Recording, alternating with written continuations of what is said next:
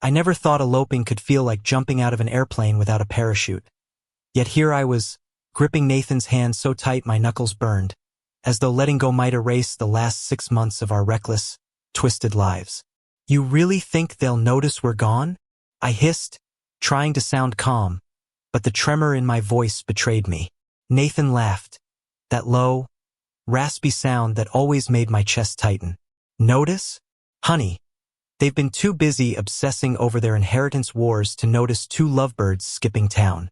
His smirk didn't reach his eyes, which were scanning the rearview mirror like a predator. "Besides, even if they do, it'll be worth it." It wasn't just the risk that made my stomach knot. It was everything we were running from: the suffocating grandeur of the Hamilton estate, the weight of expectations that had nothing to do with us, and the odd, suffocating intimacy of being married to someone for appearances rather than love. My brother and I, twin flames in an entirely different way, had been sucked into a world of complicated heirs, fast money, and dangerous charm. And somehow, against all odds, we'd found each other. I glanced at him, my twin in more ways than blood, Nathan, whose charm had been both my curse and salvation. He caught my gaze, and for a moment, the world outside the tinted car windows ceased to exist. There was the shimmer of amusement, the raw flicker of something more dangerous, something that whispered, "This is it. You either fall together or burn apart." The journey to freedom had begun 6 hours ago, after we'd signed papers we didn't fully understand, papers that bound us to families more cunning than lions and more fragile than glass. The whole world had assumed Nathan and I were just another power couple, 2 heirs with nothing but ambition in our veins. The truth? We were holding onto each other like life rafts in a storm we never asked to navigate. The first morning at the Hamilton estate had been surreal. Marble floors gleaming under chandeliers that could blind you, walls lined with priceless art, and every glance from our spouses in name only charged with unspoken rules. Alexander, my husband, had that arrogant tilt to his jaw that suggested a lifetime of entitlement, while Julian, Nathan's counterpart, masked his scrutiny with polite smiles that didn't reach his eyes. Both men were beautiful, yes, and dangerous in the way people who inherit power always are. But they were not the ones I wanted. I still remembered the first night, the masquerade dinner thrown by the Hamilton matriarch. Alexander had pressed his hand to mine in a mock gesture of comfort, whispering nonsense about the family's legacy. Julian had cornered Nathan at the balcony, his words silky yet sharp, and I watched as Nathan's jaw clenched, his mind clearly racing 1,000 steps ahead.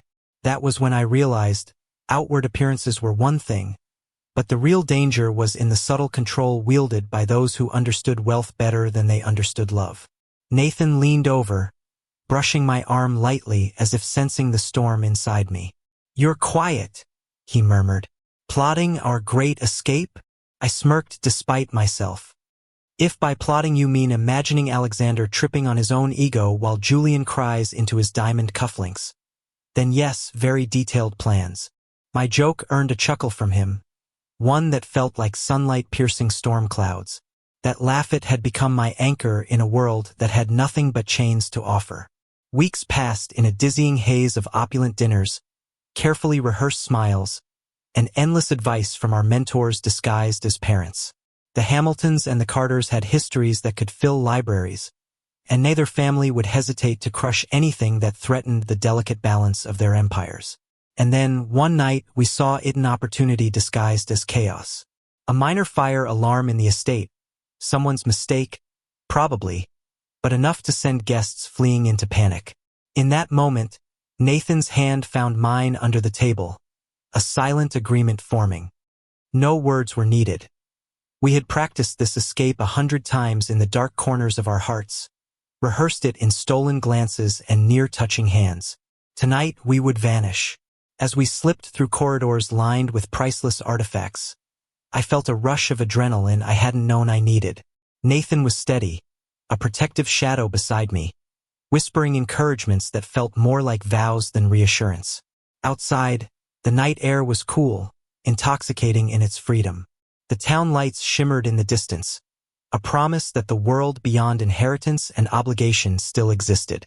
Yet, even as we drove, heartbeats sinking to the rhythm of escape. I couldn't ignore the shock that lingered from Alexander and Julian's subtle gestures. Alexander's hand had grazed my wrist that night, soft, almost apologetic, yet impossible to read.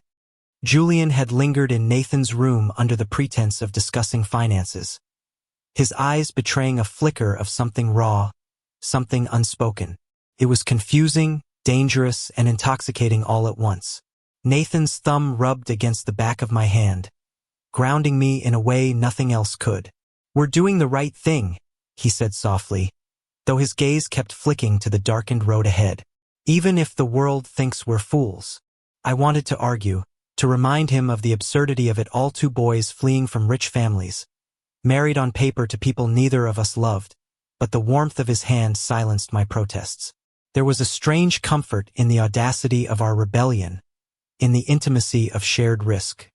The world outside might have been a web of expectations, but in this car, in this moment, it was just Nathan and me. By the time dawn crept over the horizon, painting the sky in bruised pinks and golds, we were miles away from the estates, from the suffocating glitz and the dangerous smiles. The silence between us was not awkward but profound, a shared recognition that we had crossed a line from which there was no return. Nathan finally spoke, his voice barely above a whisper. "Do you think they'll ever forgive us?" I chuckled, leaning against the seat. "Forgive us? Honey, they're probably still arguing over the salad course. And the fact that we're gone will be the least of their worries." And yet, even as we laughed, my mind couldn't stop replaying the gestures we'd left behind, the fleeting touch of Alexander's hand, the way Julian had watched Nathan retreat, eyes burning with something that was more than anger or disappointment. Those gestures were haunting, a silent acknowledgement that even in freedom, we were never truly free from the tangled emotions of others. But I didn't care. Not really. Not when Nathan's hand was still in mine, fingers interlaced as though they belonged there. Not when the sun rose over the horizon, promising that perhaps love, audacious and defiant, could survive even the most complicated of legacies. I stole a glance at him, my twin, my confidant, my heart's rebel. Nathan caught my eyes and smirked. "You know," he said, leaning closer, "if anyone ever writes a story about us, they'll call it scandalous." I laughed, a sound unburdened by expectation. Let them write it. Because for the first time I realized it didn't matter what the world thought. We had each other. And maybe, just maybe, that was enough. The road stretched endlessly ahead, winding through sleepy towns and open fields that smelled of damp earth and freedom. Nathan hummed a tune softly, the kind of careless melody that made me forget, even for a moment, that the world we had fled from existed at all. I leaned my head against the window, watching the sun turn the horizon into liquid gold, feeling the warmth seep into my chest as though it could burn away every trace of fear. "You ever think," I started, my voice low, "that maybe this is the first time we've really made a choice for ourselves?" Nathan glanced at me, his eyes soft, yet sharp with amusement. "Every day we've been making choices," he said, "but they were always someone else's choices in disguise. Tonight, though, tonight it's ours. Completely." I swallowed, feeling a lump in my throat. His words, simple as they were, hit harder than anything I'd expected.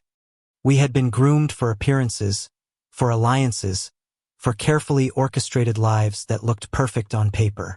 And yet, with him here, beside me, it was as if every lie that had surrounded us melted into nothing. Our first stop wasn't glamorous. A small, unassuming motel on the outskirts of a town that seemed to sleep even in daylight. The kind of place with cracked paint on the walls and a faint smell of cigarette smoke. It was far from luxurious, but it was ours. Nathan checked in with practiced ease, his confidence never wavering even in the most mundane moments. I watched him, mesmerized, as he filled out the forms, his pen moving smoothly across the paper like he was drawing a map to a new life. Once we were in the room, he didn't waste time. He pulled me close, fingers threading into mine, lips brushing mine in a kiss that tasted like everything we had denied ourselves. My hands roamed instinctively, memorizing the curve of his jaw, the sweep of his hair, the warmth of his skin under mine. There was urgency here, yes, but also a tenderness that made my heart ache with relief. We had survived the world of inherited wealth, manipulation, and obligation, and now we could finally exist just as we were. You feel it too, don't you? Nathan whispered, forehead resting against mine, breath mingling. The shift, everything changing. I nodded, unable to find words. How could I explain that the world outside still threatened us, that our families would hunt us if they knew, that even the gestures we had left behind, Alexander's fleeting touch, Julian's lingering stare, haunted me like ghosts? And yet, in this tiny room, none of it mattered. We spent hours talking, laughing, and sometimes sitting in silence, letting the sound of each other's breathing fill the gaps. Nathan told me stories from his childhood, moments I had never known because we had been so consumed by our family's machinations. I shared things I hadn't dared admit, fears and desires that had been trapped behind polished smiles and rehearsed conversations. It felt like shedding skin, revealing ourselves in layers we had kept hidden even from each other. By the time night fell again, the room was filled with soft lamplight and the scent of our closeness. Nathan traced a finger along my collarbone, his touch sending shivers down my spine. I can't believe this is real, he murmured. Us like this. Neither can I admitted, pressing my forehead to his. But it is. And we're here. We're free. We didn't sleep much that night. Instead, we planned. Not escape routes or contingencies, but life plans. Where we would go, what we would do, and most importantly, how we would stay together. Every idea, no matter how small, was a promise. Every whispered wish was a declaration. Days blurred into weeks. We drove through towns that seemed to belong to another world, stopping when fatigue overtook us, or when a town's lights promised anonymity. Along the way, we discovered moments of joy that had nothing to do with wealth or status. A carnival in a small town where Nathan insisted we ride the Ferris wheel even though I was terrified of heights. A quiet diner at midnight, sharing pancakes and laughter with strangers who didn't ask questions. And each night, we returned to our motel room, or sometimes a small cabin we rented on a lake, relishing the intimacy that came from being unbound, unchained, and unapologetically ourselves. Even as we reveled in freedom, the memories of our spouses in name only lingered.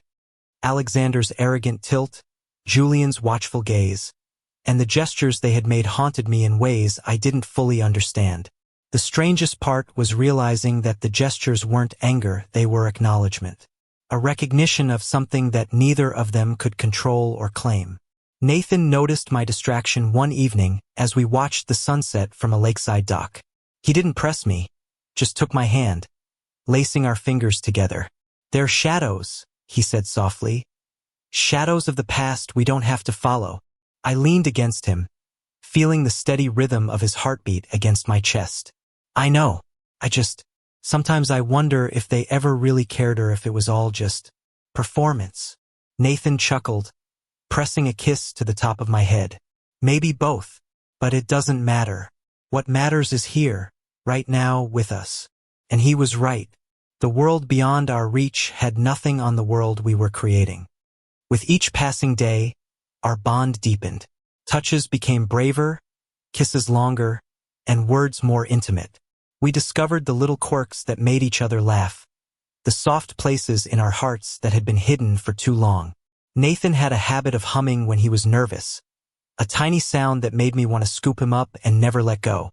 I, in turn, found myself leaning against him for courage, drawing strength from his presence. One evening, as rain pattered against the windows of the cabin, we sat by the fire, blankets wrapped around us. Nathan's head rested on my shoulder, and I ran my fingers through his hair, savoring the feel of him. "Do you ever miss it?" he asked suddenly, voice tinged with a strange vulnerability. "The estate?" I asked. "The parties? The charade?" He nodded. "Everything. Sometimes I wonder if we were fools to run." I smiled, though my heart ached at the thought. Maybe. But fools in love are better than prisoners in luxury. And honestly, Nathan, I'd rather be here with you than anywhere else in the world. His eyes met mine, glistening in the firelight. I'd choose you over everything, always. It was in that moment, with rain drumming a soft rhythm against the cabin and firelight flickering across his face, that I realized the depth of our love. It wasn't just about rebellion or escape, it was about belonging, about finding a heart that mirrored your own in every way. Nathan and I had survived the impossible, fled from lives designed to cage us, and discovered something neither wealth nor power could ever buy: each other. As the days passed, we began to settle into a rhythm. We found jobs, simple and grounding, that allowed us to live independently. Nathan took to working at a local bookstore, losing himself among the scent of old pages and quiet corners. I found work at a small cafe, delighting in the ordinary intimacy of serving people and being recognized by a community that didn't know our names, our history, or our wealth. Evenings became our sacred time. We cooked together, debated over music, read to each other, and occasionally stole moments of fiery passion that reminded us of the intensity that had carried us through our escape. Every gesture, every touch, every laugh was a declaration that we were here, alive, and irreversibly intertwined. Yet, shadows of the past occasionally crept in. Alexander and Julian remained enigmatic presences in our memories.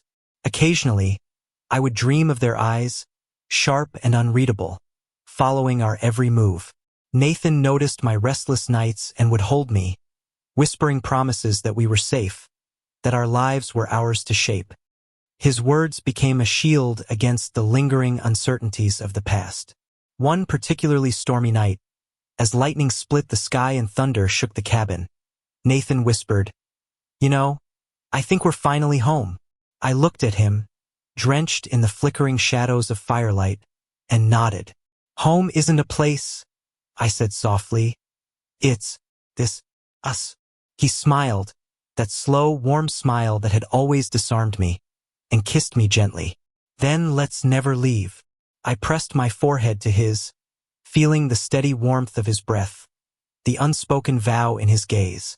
We had fled wealth, obligations, and carefully orchestrated lives, but we hadn't fled love.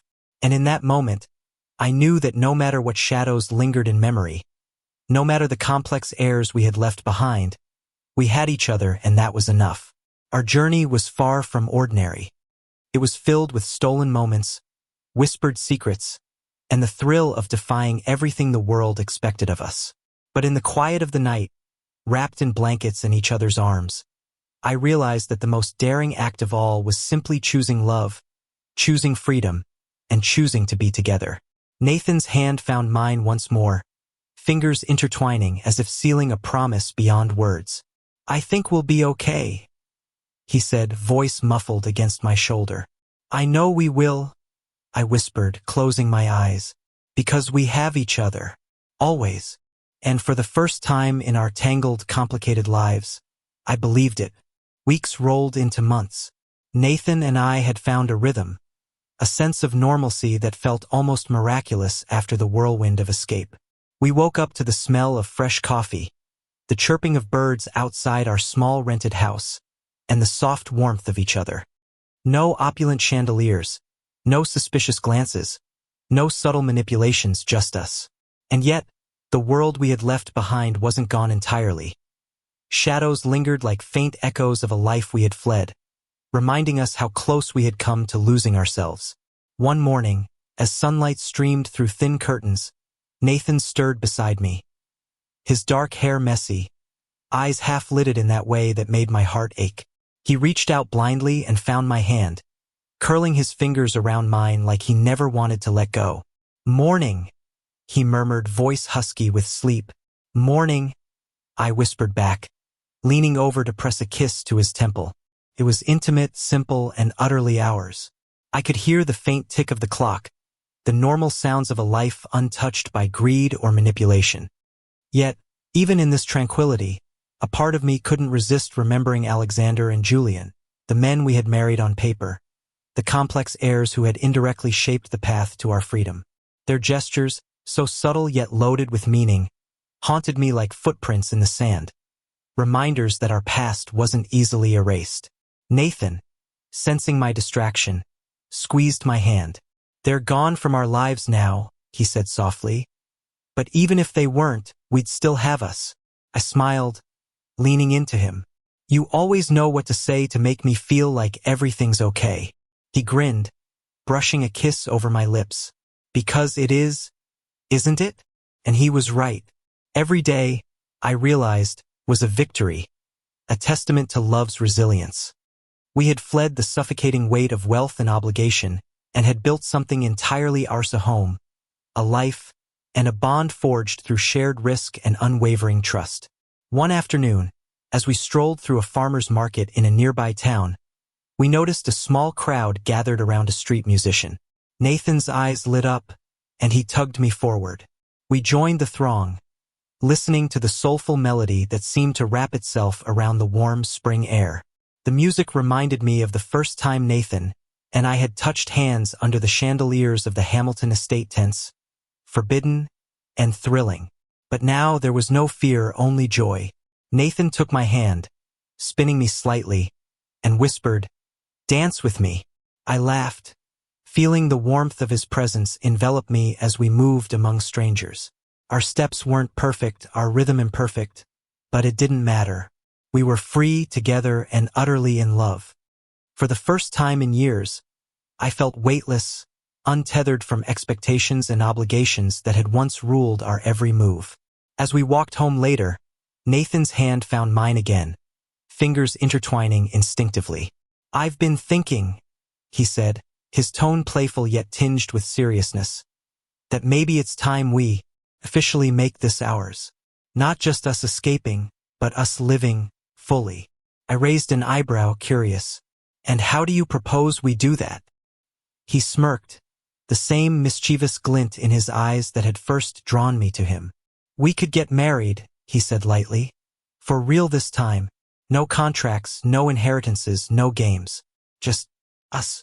I felt my chest tighten, a warmth spreading that had nothing to do with the afternoon sun. "Are you serious?" I asked, heart pounding. "Dead serious," he said, brushing a thumb over my knuckles. "I want the world to know that you're mine, and I'm yours. No shadows, no pretense. Just love. Our love." I laughed softly, tears prickling my eyes. "Nathan, that's perfect." We spent the next weeks planning, not in haste, but with deliberate care. The ceremony was small, intimate, and deeply personal, just close friends we had met in our journey. A tiny chapel with sunlight streaming through stained glass, and the soft scent of wildflowers. There were no grandiose displays, no whispers of political maneuvering or family grudges. It was ours, pure and simple. The morning of the wedding, I stood by the altar, nerves and excitement swirling together in a way that made me feel alive. Nathan appeared and my breath caught. He looked stunning in a tailored suit, hair perfectly tousled, eyes alight with anticipation and love. He smiled at me, that slow, heart-melting smile, and my knees nearly gave out. "You look incredible," I said, voice trembling slightly. "And you," he said, taking my hands in his, "look like everything I ever wanted." The ceremony was brief but meaningful. We spoke vows we had written ourselves, words that captured the tumultuous journey we had endured, the love we had fought for, and the promises we intended to keep. Nathan's voice shook occasionally, but his grip on my hands never wavered. And when I spoke, tears blurred my vision, but his steady gaze anchored me. "I promise," I said, "to stand with you through every joy and every challenge, to protect our love, and to never let the world take it from us. You are my home, Nathan, and I am yours." His smile was radiant, and he whispered, "And I promise to do the same, always, completely, and without hesitation. You are my heart, my anchor, and my adventure." When we exchanged rings, the world seemed to pause. Sunlight caught the gold bands, and for a moment, I felt as though every storm, every obstacle, and every shadow we had left behind dissolved into the air. Nathan kissed me then, gentle at first, and then with a fire that had been building since our first stolen touch. It was the culmination of months of running, hiding, loving, and discovering each off-era kiss that spoke louder than words ever could. The reception was a modest affair, held in a nearby garden bathed in warm twilight. Fairy lights hung above, casting a magical glow on faces filled with laughter and love. Nathan and I danced beneath them, spinning slowly, feeling the music pulse through us. There were no gazes of judgment, no subtle manipulations, only joy, shared and absolute. At one point, we stole away from the crowd, slipping through a small garden gate to a quiet spot by a fountain.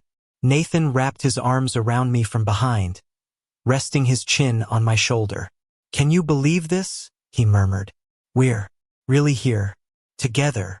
I leaned back against him, closing my eyes, savoring the sensation of being held. "I can believe it," I said softly, "because it's us. It's always been us." The months that followed were blissful in a way I had never imagined possible. We moved into a small, cozy house, painted in warm colors, filled with furniture we had chosen together, and walls that bore photos of our adventures and quiet moments.